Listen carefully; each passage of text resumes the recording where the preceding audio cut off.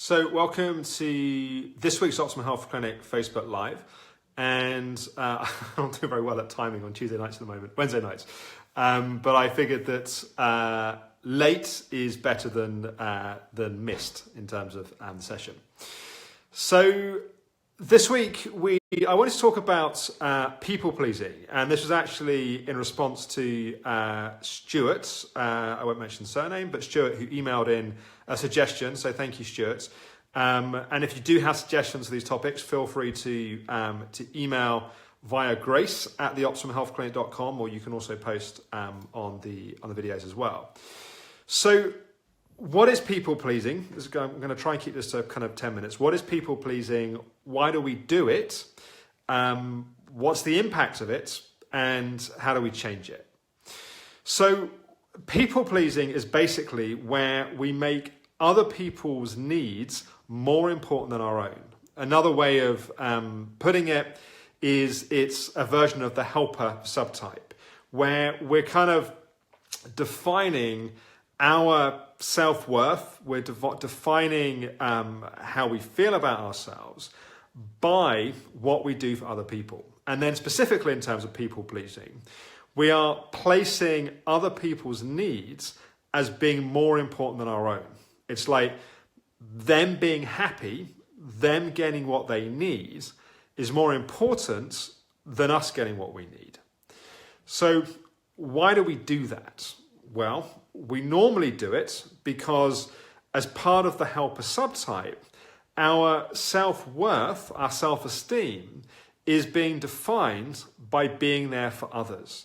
It's like if we're doing acts of service for others, if we're supporting others, we're being there for others, then we can feel a sense of value and a sense of worth and a sense of goodness. Now, we all want to feel good about ourselves. We all want to feel that we have value in the world.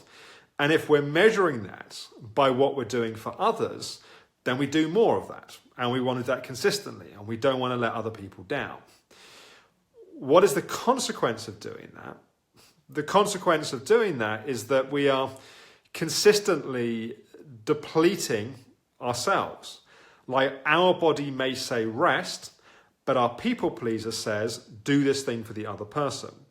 And if our self-esteem, if our self-worth is being defined by doing that thing for the other person, particularly in the time leading up to getting ill, we're just going to keep ignoring our own needs and keep on being there for other people. Now, often on the recovery path, we start to get more clarity around this. We realize that it's not a helpful pattern to have. So we may stop the action of people pleasing, but we still have the emotion around it. So what that looks like is that we're not doing those things to other people in the same way. Perhaps we physically, literally can't do those things, but we feel guilty. We feel that we're letting people down. We have our inner critic beating us up and telling us that we're not worthy, we're not valuable, and all of that kind of stuff. So we could be lying in bed thinking, well, I'm not people pleasing, I'm not doing anything for anyone.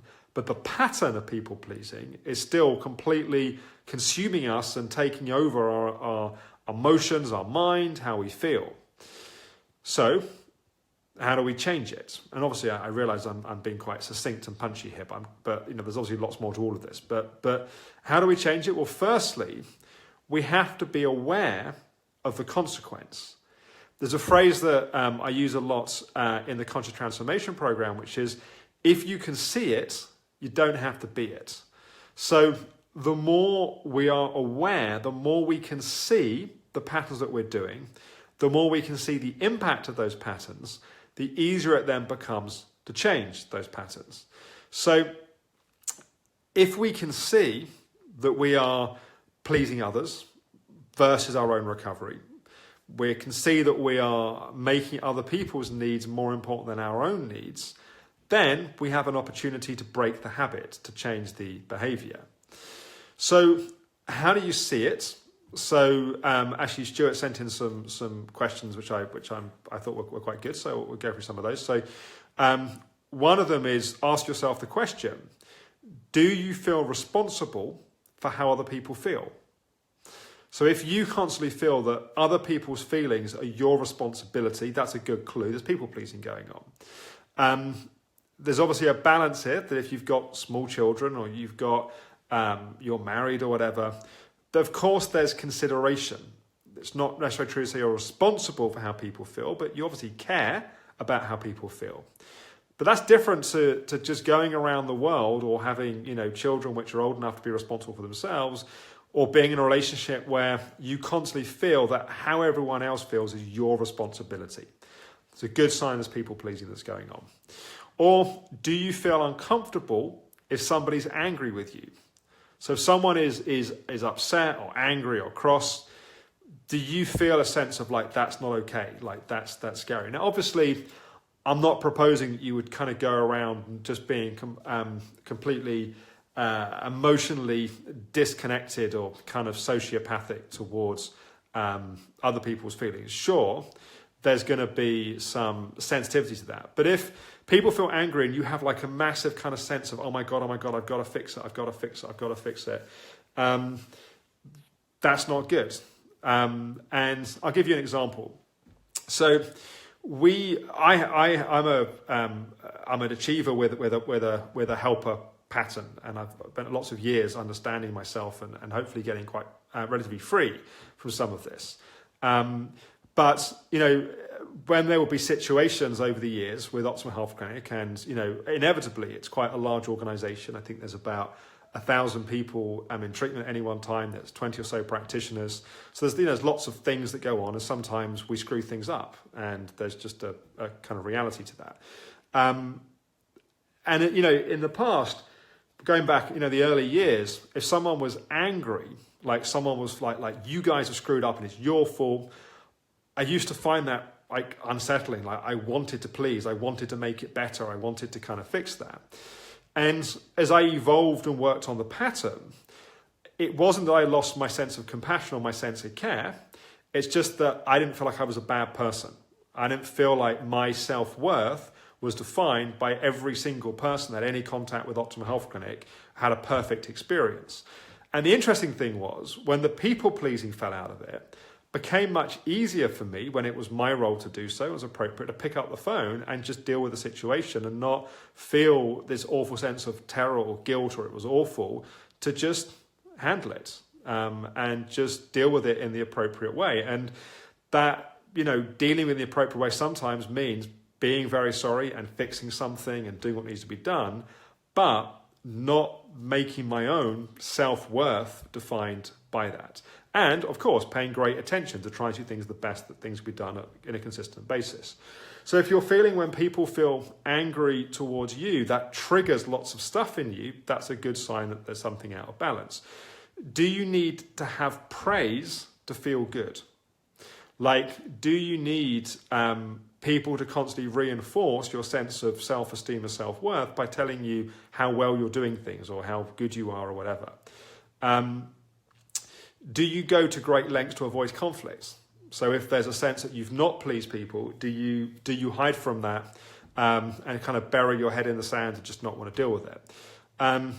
Do you admit when your feelings are hurt? So when it's appropriate in relationships or collaboration with people, when something hurts, are you able to say, ouch, like that hurts?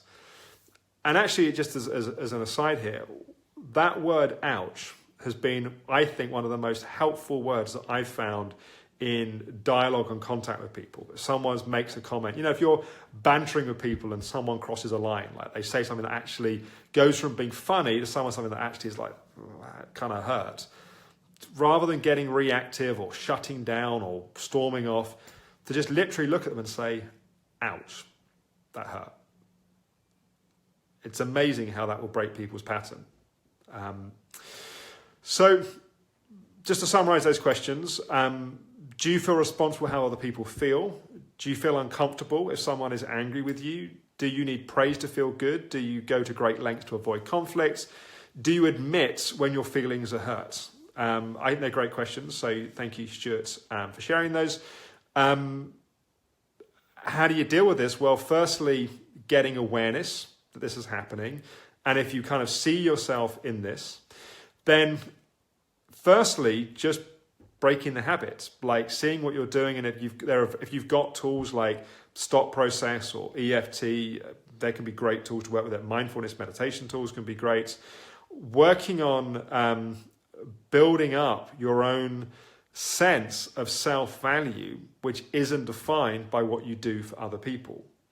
And a lot of building up your own self-worth and self-value is looking at your own relationship to yourself. What I mean by that is by you acting kindly towards yourself, you acting lovingly towards yourself, that in itself is an act of self-love. And that's a whole, I'm looking at the time and I can see that's a whole other 5-10 minute tangent I'm in danger of going off on, but maybe we can do that in a separate video. But how you act towards yourself, being a way of building your self-esteem. Like, put it another way, people pleasing you. So Rob, if you've got great people pleasing skills, you've got a great capacity to be sensitized to what other people need, and then know how to meet that. You need to flip that and sensitize towards what you need, and use that sensitivity, use that creativity towards taking care of you and meeting your own needs. So I think this is probably a video more about awareness than kind of all the steps to change this, and we can come to that if that's useful in other places. I hope that's been helpful. Thank you for the recommendation, Stuart. Feel free to recommend other topics, share tips that have you been useful, and what I might start doing a bit more of is, rather than me always coming up with topics, taking suggestions and then adding some pieces to the picture as well. So thank you for watching, and I will talk with you again. I'll say the same time. I think I'm going to start saying the Facebook Lives are sometime on a Wednesday evening between 6 and 7. I will talk with you again next week. Thanks everyone. Bye-bye.